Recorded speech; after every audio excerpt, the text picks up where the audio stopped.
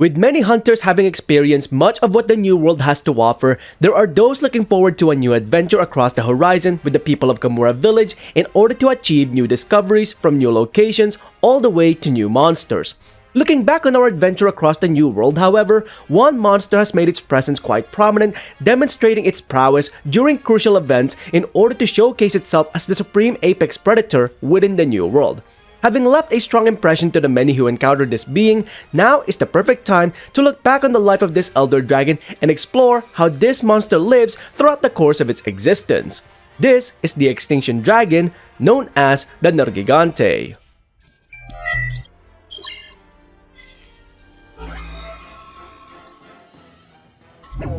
Hey everyone, Pinoy X here once again, back with another Monster Hunter video, and today we are about to explore the life cycle of the elder dragon known as the Nergigante to get a better understanding as to how this elder dragon lives its life from the moment of its birth all the way up to the moment of its passing.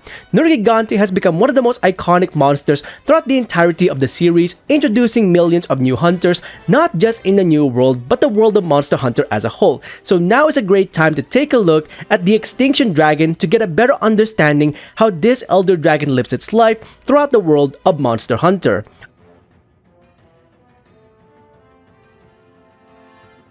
Now, normally when we take a look at a monster's life cycle, we would start from the birth and childhood of this creature and then explore the monster's growth cycle and even how the environment around it affects the monster's growth altogether. In the case of Nergigante, however, we actually have to start at the elder dragon's adult stages and understand how this creature could even reproduce to begin with. Once we understand the reproductive cycle of the Nergigante, then we can explore its childhood and adulthood and everything else in between. So how exactly does the Nergigante reproduce in comparison to all the other monsters that we see throughout the new world and possibly even the old world? The unique reproductive system of Nergigante is one of the few observations made by the Research Commission where a monster is more than capable of reproducing on its own without a need for a mate in any way, shape, or form.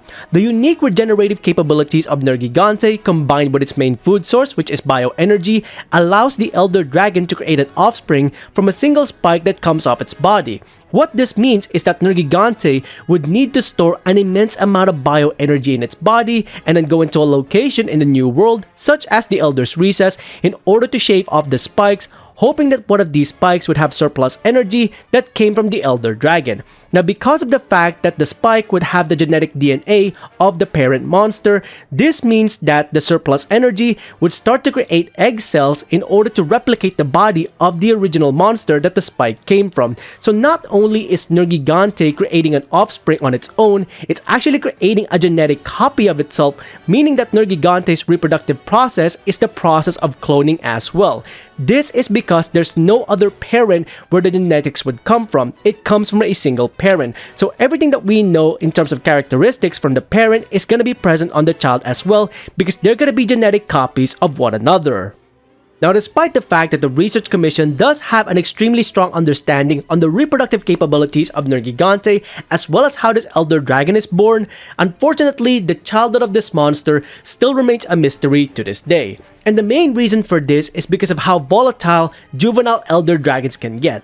As we have observed with both the Gormagala as well as Xeno'jiiva, these creatures can be extremely dangerous even at their younger stages, making research on young elder dragons extremely difficult. So as of this moment in time, the research on Nergigante in its juvenile stages is still gonna be very difficult to execute due to how dangerous these elder dragons are even at their younger stages. So no information as of right now has been provided regarding the childhood of Nergigante at this moment in time.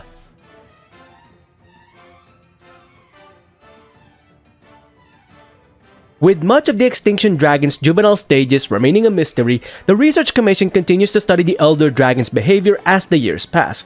For much of the adult years in which Nergigante is active, the dragon seeks to empower its regenerative abilities through consumption of bioenergy from the most potent of sources, which are the very elder dragons which generate them. The elder dragon continues its activities across the new world and possibly the old world as well by monitoring the different locales in search of prey, and though it has a penchant taste for its own kind, the Extinction Dragon's palate is not exclusive to elder dragons. It will search for all other kinds of food in order to maintain its high metabolism, meaning all are prey to the Extinction Dragon. This penchant for destruction and consumption empowers the Nergigante's unique regenerative abilities, allowing the Elder Dragon to repair the cells within its body at an alarming rate. Some can even consider this to be quite cancerous to a regular monster, and especially to humans. To the Extinction Dragon, however, this unique cell repair is beneficial as it allows Nergigante to grow its signature spikes across different parts of its body, and when these spikes start to oxidize, the unique compound that create these spikes begin to harden, creating a powerful weapon and armor for the Elder Dragon, thus allowing the Nergigante to weaponize its body due to its unique ability. With its reckless brute force combat style, the Nergigante can easily destroy these spikes as quickly as it makes them, meaning that the dragon continuously cycles through this unique mechanic of destruction and reconstruction during combat, making the Extinction Dragon a fierce creature during combat when taking on both monsters and hunters alike. Now, when the Elders Crossing began occurring once again within the New World, we gained an unexpected audience with the Nergigante as part of the Research Commission's 5th Fleet. And during our expedition across the New World, the Nergigante doggedly chased after the colossal titan that is Zorah Magdaros. Research behind the Elder Dragon suggested that due to this odd behavior, Nergigante more than likely needed an immense amount of bioenergy, but for very different reasons. With its unique ability of self-repair, the Nergigante didn't really need an immense pool of bioenergy, meaning other Elder Dragons would have sufficed, yet this Extinction Dragon targeted Zorah Magdaros specifically. The hypothesis behind this behavior leads us back to the very beginning where we talk about the unique reproductive cycle of the Nergigante. It is believed that the reason Nergigante chased Zorah Magdaros so adamantly was due to the fact that it needed the Titan's bioenergy in order to maintain its bloodline and siren offspring, which makes a lot of sense due to the fact that it takes an immense amount of surplus energy for the Elder Dragon to create a genetic clone from one of its spikes. Once Zorah Magdaros was driven away from the New World in order to prevent a natural disaster, sightings of the Nergigante continued. This time, however, the Extinction Dragon began targeting other Elder Dragons such as Kushala Teostra, and even Lunastra. It continues this path of chasing down different types of Elder Dragons in order to absorb their bioenergy until eventually, the Elder Dragon would pass away either at the hands of other monsters, hunters, or time itself. Since the Elder Dragon continues to exist within the New World, it can only be assumed that even without Zorah Magdaros, at least one Nergigante was successful in absorbing enough bioenergy in order to clone itself and continue its lineage.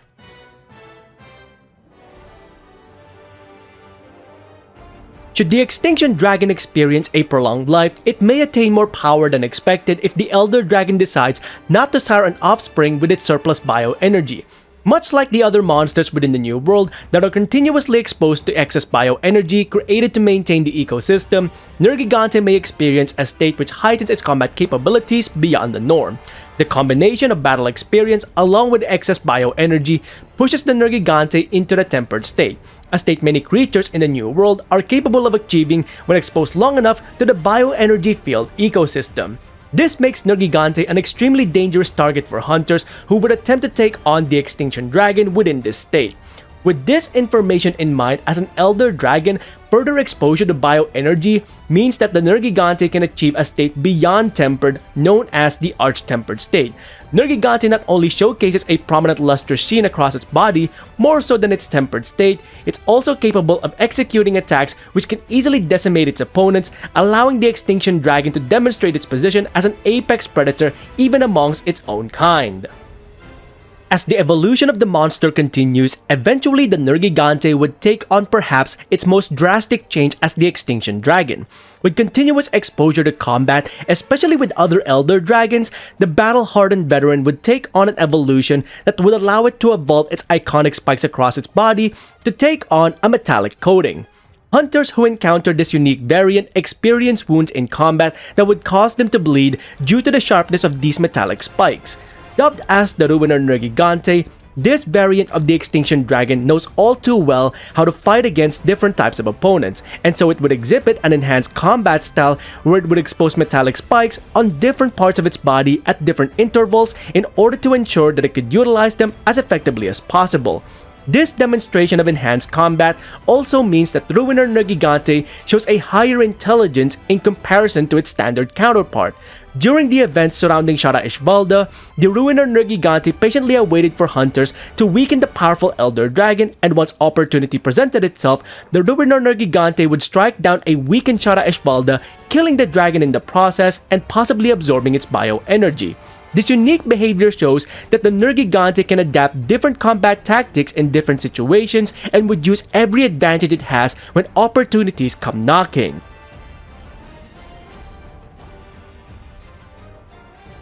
With the Research Commission continuing their work across the New World, the Nergigante continues to be a prominent threat that both hunters and researchers will face due to the Extinction Dragon's destructive behavior. Despite this threat, however, some members of the Commission, such as the Admiral, believe that the Nergigante is not necessarily a natural disaster, such as the case with other Elder Dragons, but rather one that maintains balance within the ecosystem. The title of Extinction Dragon originates from the Elder Dragon killing any and every creature that it may come across without any prejudice. That said, however, there are scenarios that have been observed where it may decide to leave certain beings behind due to the monster having already satiated its hunger and satisfying its destructive tendencies. All in all, the Nergigante's presence is one that leaves a strong impression amongst different people within the Research Commission, making the Elder Dragon stand out as an iconic monster and one that fits its position as the flagship that would introduce many new hunters into the world of Monster Hunter. And that is pretty much it for this video exploring the life of the Extinction Dragon known as the Nergigante from the moment of its birth all the way up to the moment of its passing and any other events that might happen in between. Hopefully you have found this video quite informative and now have a better understanding on the overall ecology regarding the Extinction Dragon throughout the world of Monster Hunter. What are your thoughts on Nergigante as a whole in the Monster Hunter series? Let us know in the comments below your thoughts and opinions regarding the Extinction Dragon throughout the world of Monster Hunter. Now with all of that being said, if you enjoyed these videos, please consider leaving a like on the video itself and subscribing to the channel as well as hitting that bell icon so you can go ahead and catch up on any future Monster Hunter content that I might be doing or any other games that I might be playing in future. Until then, I hope you enjoyed this video. Thanks ever so much for watching as well as supporting this channel all the way through this year, and I'll see you next time in 2021. Have yourselves a happy new year. Onward and upward.